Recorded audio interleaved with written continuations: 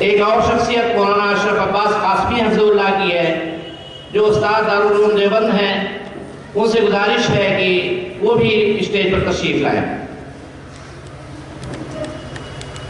प्रोग्राम का आगाज तिलावत कलाम पाक से शुरू होने जा रहा है। मैं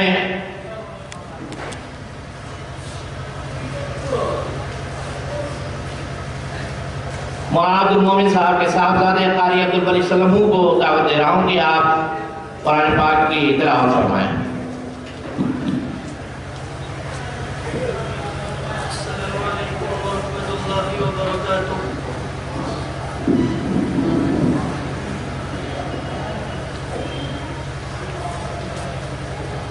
अऊज़ु बिल्लाहि मिनश शैतानिर रजीम। बिस्मिल्लाहिर रहमानिर रहीम।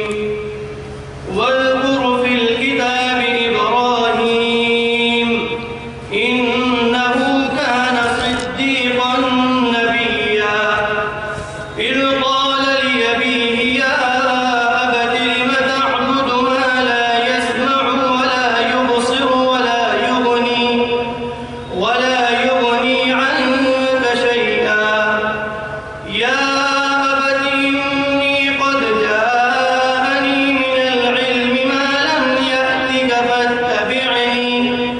فاتبعني أهدك صراطا سويا يا أبت لا تعبد الشيطان إن الشيطان كان للرحمن عصيا يا أبت إني أخاف أن يمسك عذاب من الرحمن فتكون للشيطان وليا قال أراغب أنت عن آلهتي يا إبراهيم لئن لم تنته لأرجمنك واهجرني مليا قال سلام عليك سأستغفر لك ربي إنه كان بي حفيا وأعتزلكم وما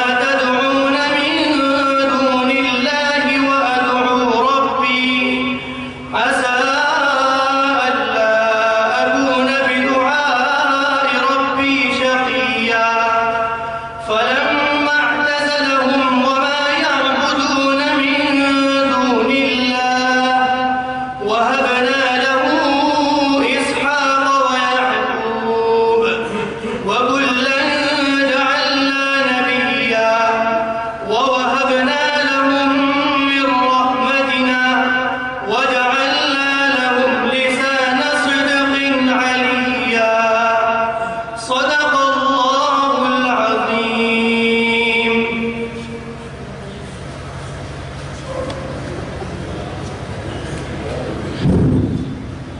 जज़ाकुमुल्लाह खैर।